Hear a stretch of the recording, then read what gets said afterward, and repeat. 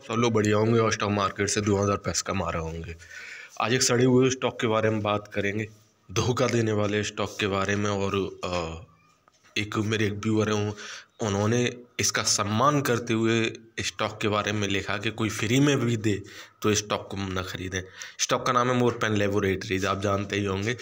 और ऊपर से जिस तरह से टूट रहा है, इन्वेस्टर्स को फंसा के रख दी जाए, भले ही आपने कल ख़रीदा हो या फिर 2 दिन पहले ख़रीदा हो या 70 रुपये से ख़रीदा, फंसा के रख दिया। स्टॉक ऊपर चढ़ने का नाम तो नहीं ले रहा, स्टॉक नीचे ही टूट रहा है। क्या करें इसमें? बेच के निकल जाएं नुकसान में या फिर के होल्ड रखें? और होल्ड कितना रखें? और नई क्वांटिटी इंक्रीज करनी हो तो कब करें? तो वही सारे क्वेश्चन और उनका आंसर देखेंगे। अब आज मार्केट का हालत तो आप देख ही रहे होंगे कि किस तरह से बैंड बज गई मार्केट की। तो मार्केट जब प्लस में रहता है तो सेक्टर्स को सपोर्ट करता है, सेक्टर्स अपने स्टॉक्स को सपोर्ट करते हैं। और जब नेगेटिव रहता है तो सारे स्टॉक टूटते हैं। तो ये तो चीज़ आप जानते ही होंगे। अब आते हैं मोरपेन पे। क्या वास्तव में मोरपेन इतना सड़ा हुआ स्टॉक है कि उसके बारे में ये कहा जाए कि फ्री में भी लें, कोई दे तो भी न लें? तो चलिए देख लेते हैं, पहले फंडामेंटली देख लेते हैं। तो स्टॉक का अगर फंडामेंटल के बारे में बात करें तो ROC इसका जो है वो 8% है। माफ़ कीजिए, ROC इसका 8% नहीं है, इसका ROC है 21.5%। ठीक है। उसके बाद ROE 29.2% है, डेब्ट फ्री कंपनी है। ठीक है। और अगर सेल्स की बात करें तो 8 करोड़ रुपया का इंक्रीज हुआ है सितंबर के क्वार्टर में। नेट प्रॉफिट की बात करें तो 7 करोड़ का इंक्रीज हुआ है सितंबर के क्वार्टर में। रिजर्व बढ़ते ही गए कंपनी के पास, और इस बार सितंबर के क्वार्टर में 111 करोड़ रुपया के रिजर्व बढ़े हैं कंपनी के पास। ठीक है। और बोरोइंग, जैसे कि डेब्ट फ्री कंपनी है तो कोई बोरोइंग नहीं है, हाँ थोड़ी बहुत है, सो फर्क नहीं पड़ता है, 12 करोड़ रुपया की है। अच्छा, होल्डिंग पे आते हैं तो प्रमोटर्स ने कोई चेंज नहीं किया है होल्डिंग में। FIs ने इंक्रीज किया है इसमें 0.68% से उठा के 0.86% पे अपनी होल्डिंग ले आए। और DIs हैं, उन्होंने इसमें अपनी होल्डिंग को कम किया है। और पब्लिक है, पब्लिक ने तो इंक्रीज किया है। अब ऐसे में लगता नहीं है कि स्टॉक कुछ सड़ा हुआ हो। अब स्टॉक को चलने के तरीके, क्यों नीचे गिर रहा है वो मैं आगे बताऊंगा आपको, कब तक नीचे गिरेगा ये भी बताऊंगा मैं आपको। लेकिन अब जिस तरह से फंडामेंटल है इसका देखने के लिए आप स्क्रीनर की वेबसाइट पे जा सकते हैं, या द इकोनॉमिक्स टाइम की वेबसाइट पे जा सकते हैं, कहीं भी जा सकते हैं, तमाम सारे प्लेटफॉर्म है ये। तो एक डेब्ट फ्री कंपनी है ये, कोई दिक्कत नहीं है। सेल्स, नेट प्रॉफिट, बोरोइंग कम हुई है, रिजर्व बढ़े हैं, FIs की एंट्री हुई है। तो ऐसे में लगता नहीं है कि कोई सड़ा हुआ स्टॉक है ये, ऐसा फंडामेंटल के आधार पर। अच्छा, अब मैं जो अपना फाइनल कंक्लूजन दूंगा वो अभी दूंगा। अब चार्ट के बेस पर और जरा देख लेते हैं कि चार्ट पर कहानी क्या बन रही है।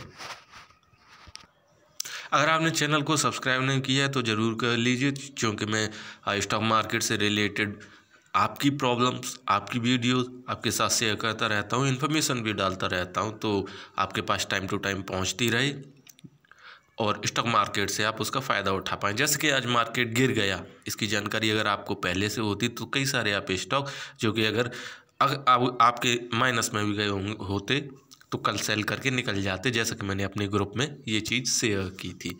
तो बहरहाल देखते हैं चार्ट पे। आज देखिए कि स्टॉक केवल 2% टूटा हुआ है, 2% से थोड़ा सा ज़्यादा टूटा हुआ है, लेकिन कई सारे स्टॉक तो 8-9% टूट गए जो कि धुरंधर स्टॉक थे, लेकिन ये नहीं टूटा। ये इसने एक लो बनाया, अभी मैं कीमत बताऊंगा, उसके बाद स्टॉक ऊपर की तरफ जाने की कोशिश कर रहा है, और यहाँ पे भी आप देखेंगे कि स्टॉक ऊपर ही जा रहा है। तो मार्केट का इफेक्ट है कि मार्केट की वजह से टूट रहा है।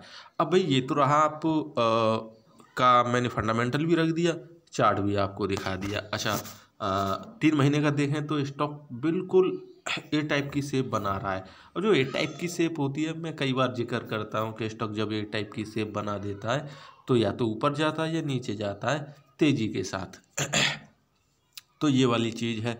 बाकी अब देखिए ज़रा, जो मेरा व्यू है मैं कहना चाहता हूँ, और मुझे नहीं लगता आप इत्तेफाक रखते होंगे इससे। मार्केट में जिस तरह से नेगेटिविटी है, पहली बात अभी 60-65 हज़ार से टूट के बाजार आ गया 52-55 हज़ार पे, ठीक है ना।